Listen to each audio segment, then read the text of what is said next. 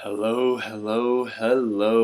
This is Ross Madden with a Lou Rockwell article out loud by Bionic Mosquito called The Fat Lady Sings, written August 29th, 2016. Bionic Mosquito writes, "There are those in positions of power and authority, call them the elite, who desire that the United States government changes course. No more global hegemony. As this path has led to the reality of global nuclear superpower confrontation. I have written words to this effect more times than I can count over the last several years.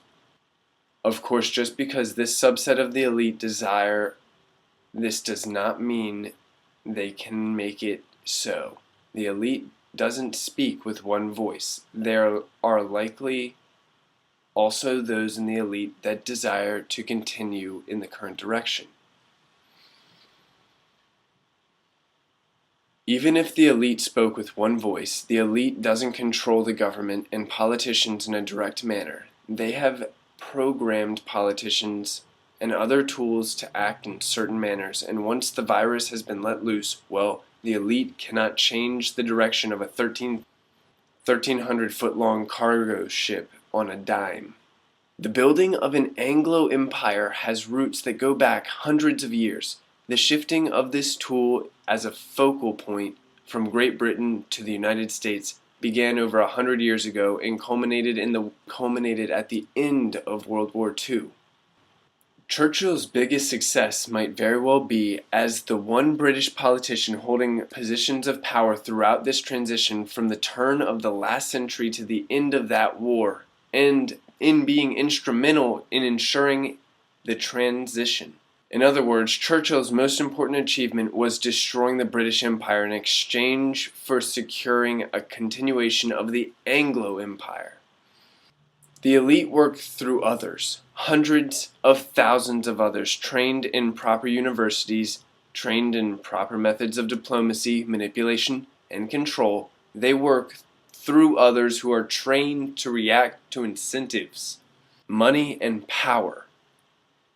These hundreds of thousands of people are programmed to act in a certain way. Hillary is a perfect and relevant for the time example.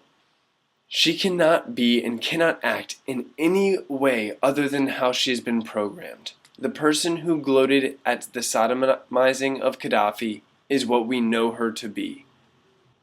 And this is why I've argued that those within this thing we call the elite are supporting Trump for president.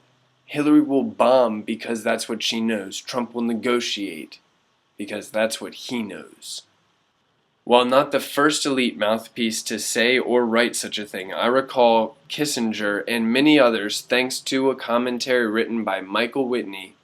We have a summary from an article written by one of the most formidable voices to add his to the chorus of the U.S. must change course. The main architect of Washington's plan to rule the world has abandoned the scheme and called for the forging of ties with Russia and China. While Zbigniew Brzezinski's article in the American Interest titled Toward a Global Realignment has largely been ignored by the media, it shows the powerful members of policymaking establishment no longer believe that Washington will prevail in its quest to extend U.S. hegemony across the Middle East and Asia. Whitney's piece is worth reading line for line. In 1997, Brzezinski wrote the book that outlined the blueprint of the U.S. global hegemony, the Grand Chessboard, American primacy, and its geostrategic imperatives. To make a long story short, it was nothing more than a continuation of the geopolitical realities identified by Sir Halfeld Mackinder in 1904. Control over Eurasia landmass and you control the world. Because of Brzezinski's association with the disastrous strategy, the fact that he now writes the opposite is rather notable. This strikes me as more notable than even Kissinger writing such things. Kissinger, despite his horrendous crimes, was an architect of rapprochement with China and worked to build relations with the Soviet Union. In other words, Kissinger is walking a similar line to that which he walked over the decades. Brzezinski, on the other hand, has done what in some ways is to be called an about-face. Brzezinski's article is entitled Toward a Global Realignment.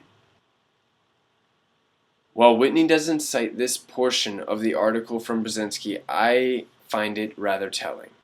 A comprehensive U.S. pullout from the Muslim world favored by domestic isolationists could give rise to new wars. For example, Israel versus Iran, Saudi Arabia versus Iran, and a major Egyptian intervention in Libya, and would generate an even deeper crisis of confidence in America's globally stabilizing role.